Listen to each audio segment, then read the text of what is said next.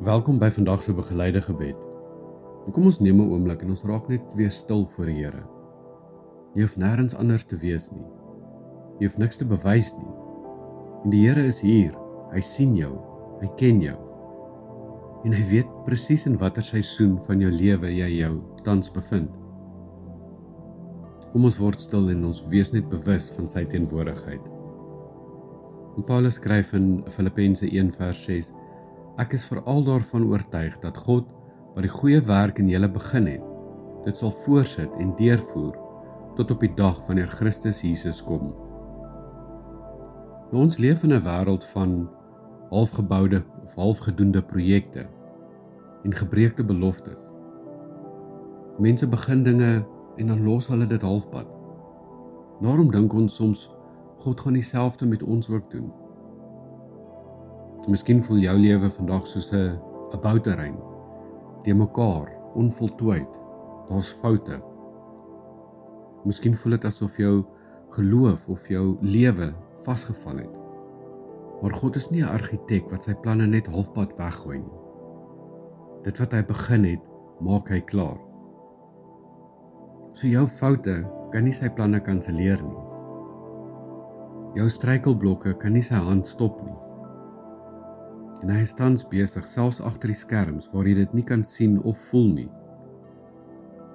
En jy voel dalk soos 'n mislukking, maar onthou, jy is altyd 'n werk in proses.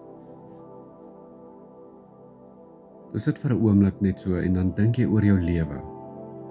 Waar voel dit vir jou of dinge tans heeltemal stil staan, of uitmekaar uitval?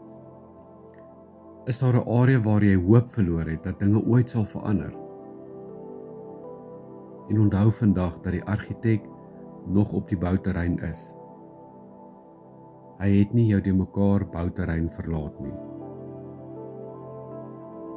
Sluit net weer jou oë vir so 'n paar sekondes en dink hieroor na en gee hierdie onvoltooide dele, hierdie de mekaar dele van jou lewe, gee dit vandag vir hom.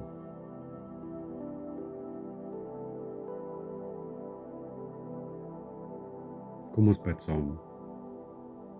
Ons Hemelse Vader, ons kom loof U vandag dat U die begin en die einde van ons is.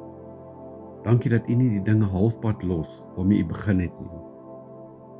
Here, vandag wil ons twyfel, ons vrese en ons gevoel van onvoltooidheid na U toe bring.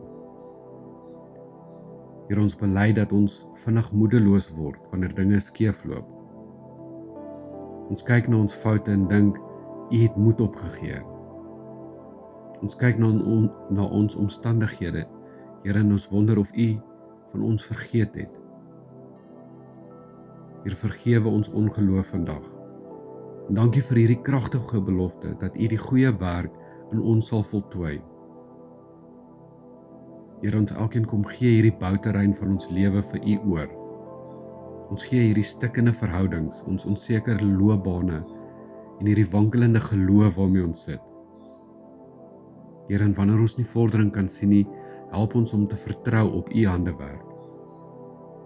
Herinner ons daaraan dat U getrou is, selfs wanneer ons ontrou is. Here, gee ons die geduld om te wag op U tydlyn. Vul ons vandag met die vrede wat alle verstand te bowe gaan, wetende dat my toekoms veilig is in U hande. Dankie dat U saam met ons stap en ons dra na die eindstreep toe. Here, ons stel ons vertroue vandag hernie in U, my God en ons bouer, ons argitek van ons lewe. Dankie daarvoor, in Jesus naam bid ons dit. Amen.